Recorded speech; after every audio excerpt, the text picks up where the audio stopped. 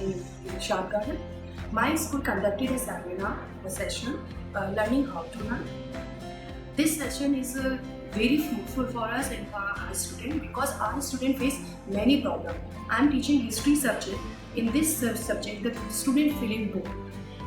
By this section, I come to know what is the problem behind it, what is the main obstacle behind it. They told us about the 3 barriers of the West. So by this session, I come to know this is the responsibility of the teachers to understand the psychology of the student. So I am very thankful to the Mr. Manish and Mr. Kapil, those conducted this session in our school. They help us and our students to clear the concept.